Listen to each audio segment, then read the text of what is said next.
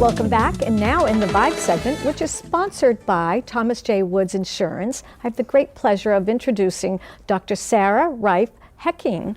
Hi, you're a life and professional coach. I've always wanted to meet a life and professional coach. It seems like I'm hearing so much about life coaches. And so tell us a little bit about yourself and what a life and professional coach is. Certainly.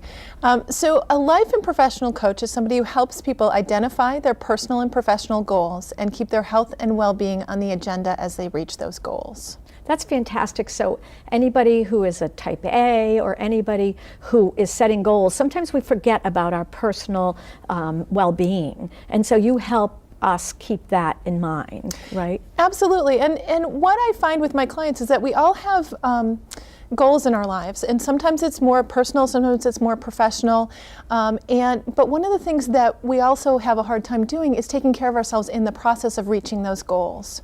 So what I do is really help my clients figure out how to make it all happen in the way that works best for them.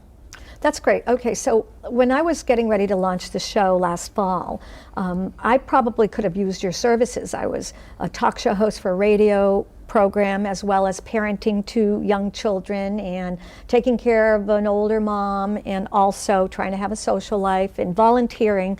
So I probably could have come to you and said, okay, I want to launch the show and City Vibes Metro, and can you help me? Absolutely. And what I would have said is, Christina, so tell me really, what's your goal? Where do you want to be in the next year? Where do you want to be in the next 5 years?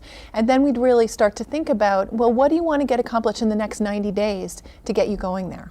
That's great. And for today, you're going to give us some tips, right? Oh, and also the topic we're going to talk about is creating focus in a fast-paced world, which I believe is a very timely topic. So why don't you tell our audience about how we can create focus in a fast-paced world. Absolutely. I really have 5 tips about creating focus in a fast-paced world, and you can also get these on my website if you'd like to at the end of the show. And the first one really is to focus on what's meaningful to you.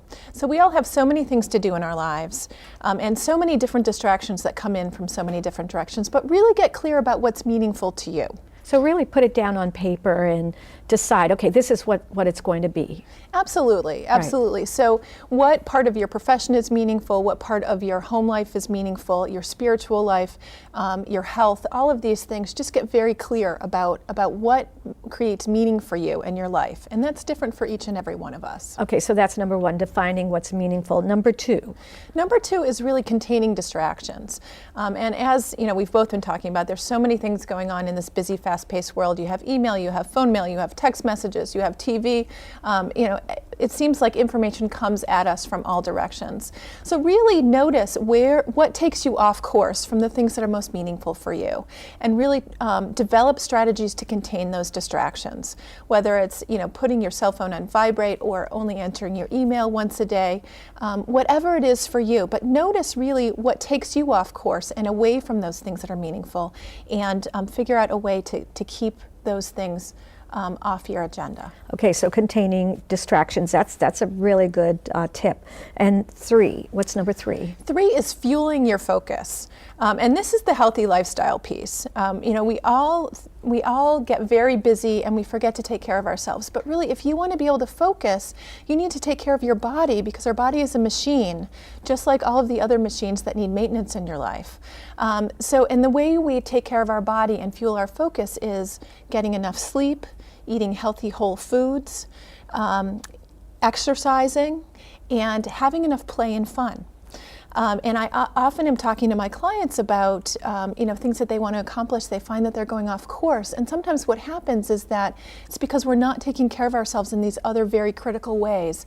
So we sort of end up on a sidetrack. We end up sleeping late, or we end up spending too much time out with friends, and it's because we haven't allowed ourselves that time at another time in the week. That's great. And also part of that is to maybe start with a positive outlook as well? Start from Absolutely. within with a positive outlook as well? Absolutely. You need to give yourself the energy and give your mind the fuel it needs to be able to really focus and stay attentive to those things that are meaningful to you. Basically being good to yourself. Absolutely. That's great. And then 4?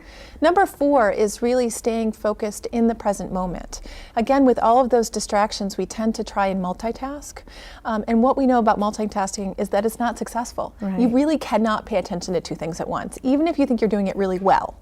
Not that I'm saying that don't multitask ever, but be aware of when you're doing it and be aware that there's always a cost, right? There's a cost of shifting your attention. So if you're going from one thing to the next, you're losing time and energy as you're making that shift.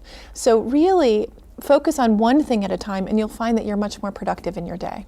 In fact, there's so much written about staying in the moment or staying in the now. Mm-hmm. And also, I find another thing, when we have an anxiety-ridden lifestyle, or now that there's economic challenges, if we're if we're perceiving something in the future or afraid and not staying at the moment sort of helps dispel some of that fear that sets in. Absolutely, absolutely. And it sounds very Zen to say be in the present moment, be in the now. It is Zen, but it also, we know empirical science is coming to that in terms of a way of helping people manage anxiety as well, as you mentioned.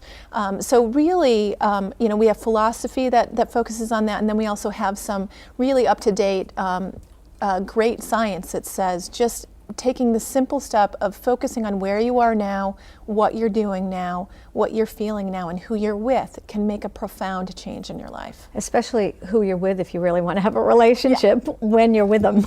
Absolutely, absolutely. Yeah. And that's part of that deciding what's meaningful and really being present while you're doing it. Yeah, that's great. Right. And then number 5, what's number 5? Number 5 is creating structure, and this is where coaching can be so pivotal for people, is to create structure to support all of these steps.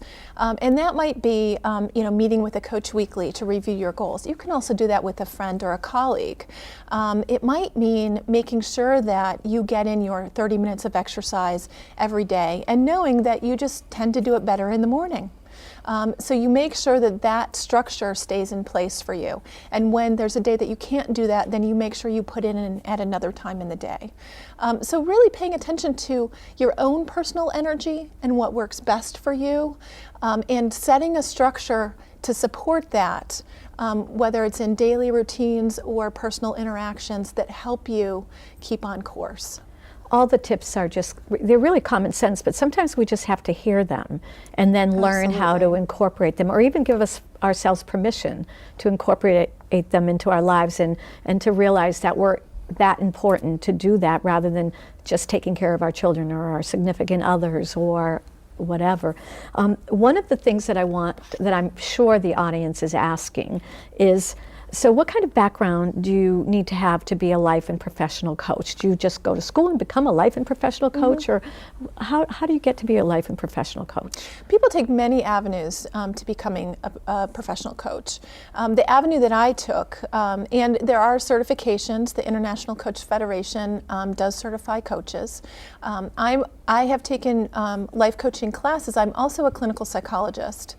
So I've been practicing for 10 years, helping people reach their personal and professional goals. It's been the last 3 years that I've had a practice that focused only on coaching. Prior to that, I worked at UMass Medical Center in preventive and behavioral medicine. Wow, so you really know what you're talking about. I do, and I really have a passion for helping people reach their goals and live happy, successful lives. Okay, so if our audience wants to get in touch with you, which I'm sure now after they heard all the tips and everything, I know it's popping up, but why don't you tell everybody how they can get in touch with you?